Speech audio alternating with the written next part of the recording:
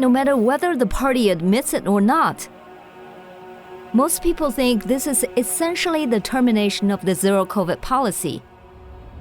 On December 6, the Chinese authorities launched 10 new measures to officially adjust the epidemic prevention and control measures, including reducing the scope of nucleic acid testing, quarantining most COVID-19 patients at home, and terminating the use of the healthcare codes in most public places. Chinese health officials stressed that this is not letting go of the restrictions entirely, but are preparing for a return to pre-pandemic life. While many people believe that China's letting go of zero COVID is the result of the recent protests that broke out in dozens of Chinese cities, which is certainly true in a major way, a closer look into the situation points to another, maybe more fundamental cause. The Chinese government is running out of money. They simply can no longer carry out the zero-COVID policy. Meanwhile, despite Xi's concession, China's economic future remains obscure, since there seems to be no clear solutions to China's many economic problems. Thus, China enters into uncharted waters.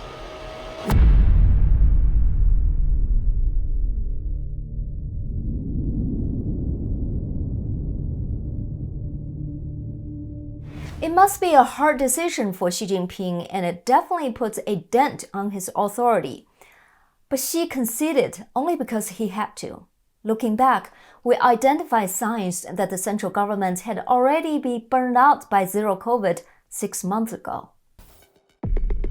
The landmark measure of zero COVID is high-frequency nucleic acid testing for all. Throughout China, a 48-hour negative test certificate is required for access among most public places. That is, as long as you need to go to work or go out, you have to take the test every 2 days. Nucleic acid testing had been paid for by the central government till May 22nd this year, when the State Council announced that the local government would be responsible for the cost of normalized nucleic acid tests moving forward. How much does normalized nucleic acid testing cost? According to a report by Bank of China, if the normalized nucleic acid testing covers 900 million urban population, the annual cost will amount to $100 billion. But a private security company in China, Suzhou Securities Research Branch, calculated a much higher number. Based on their report, if all first and second tier cities in China, with a collective population of 505 million, implemented normalized nucleic acid testing, the annual cost will be topped out at $240 billion a year. The entire physical revenue of the Chinese government in 2021 was $2.8 trillion. That means that normalized nucleic acid testing in China's largest cities alone will cost 8% of its annual physical revenue. And testing is not even the most expensive part of China's zero-COVID policy. The bill for partial lockdown is even higher. Research by Suzhou Securities Research Institute shows that the estimated cost of a 2-week partial lockdown of cities across the country would total an incredible $207 billion per year. That would account for 9% of the government's annual fiscal revenue if the lockdowns were persistent.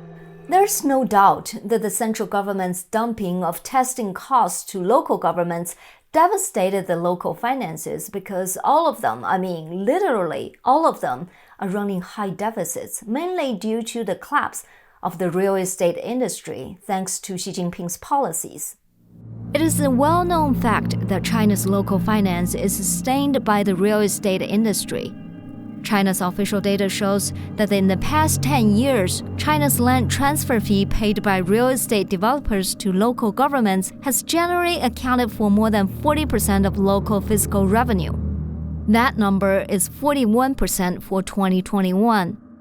Out of the 30 biggest cities in China, 40% of them have land transfer fee revenue larger than their entire general fiscal revenue.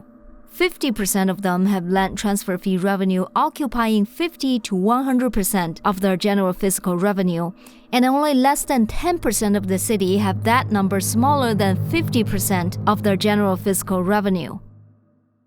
Land sales propped up China's real estate market and made it one of the biggest bubbles in the world economy. In order to suppress that bubble, Xi Jinping issued policies to stabilize housing prices and restrict loans to real estate developers.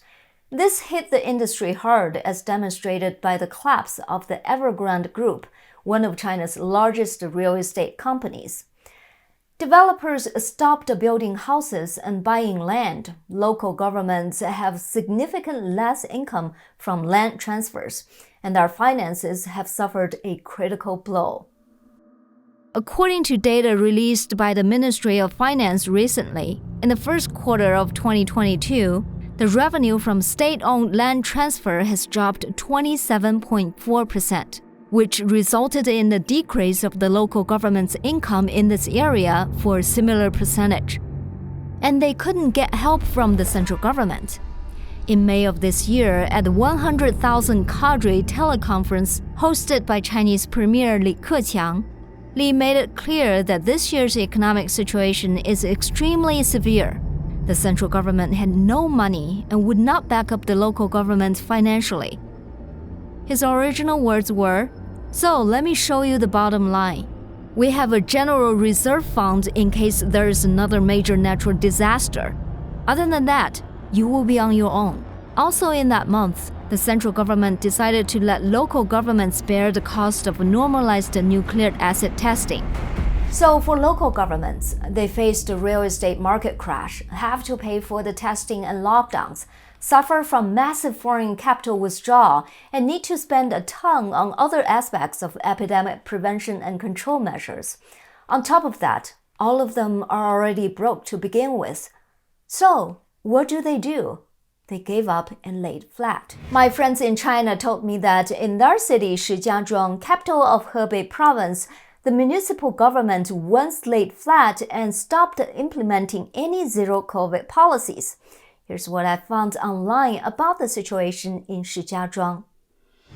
Singapore's 联合早报 reported that Shijiazhuang's mayor declared that they are experiencing the most difficult time since the pandemic began. The report laid out the epidemic prevention and control measures the city took on. For example, in addition to the regular testing of all at the city's 564 free testing locations, they designated 779 high-risk areas in which lockdowns were implemented and door-to-door services provided. The city dispatched a 2,254-member mobile investigation team and a 5,000-member team to chase those who had been tested positive. They transformed 550 ambulances and buses and set up 327 isolation centers. The city also promised to prepare 5 times of the food and essential living resources as usually needed. There's no report whether or not these services were actually provided, but the point is, the city simply does not have the money to pay for this extra work. According to Hebei's official report, every city in the province is running a deficit, with the whole province running a deficit of over 50% of their physical budget expenditure. Oh, I forgot one more thing. The local governments have to deal with an increasingly disaffected populace too. Suppressing protests also costs money. If this is not enough to say that China can no longer afford the zero-COVID policy, there's one more circumstantial evidence. That is the dilemma of Chinese nucleic acid companies. The conventional wisdom is that China's zero-COVID policy has caused all industries to wither, except for companies that are related to nucleic acid tests. And those who can start such a company at this time must be close to the power. This is true. There are quite a few nucleic acid companies in China that have made a lot of money in the last couple of years. However, the current situation is that even leading companies in this area are struggling with cash flow because their government clients have not been able to pay their bills. For example, KingMed Medical, the leading company in China's nucleic acid industry, achieved a $1.18 billion in nominal revenue in the first half of 2022, but its accounts receivable increased to $1.01 billion, accounting for more than 50% of its total assets. The accounts receivable for another major company, Dian Diagnostics Group, has reached $1.19 billion in the first quarter, an increase of 32.7% since the end of 2021. The central government and local government's inability to pay for nucleic acid products and tests shows their dire financial conditions. On December 8th, the Wall Street Journal reported that Terry Guo, founder of Foxconn, iPhone's China assembler, sent a letter to the Chinese leadership saying that strict COVID controls would threaten China's central position in global supply chains and demanded more transparency into restrictions on the company's workers. Although Terry Guo's office denied this, it is obvious that the withdrawal of foreign capital, China's dire economic situation, together with the eruption of the protest, forced Beijing to move away from zero COVID. This is a major setback for Xi Jinping, but his problem doesn't end here. After he made concessions on the COVID control measures, new problems surfaced immediately.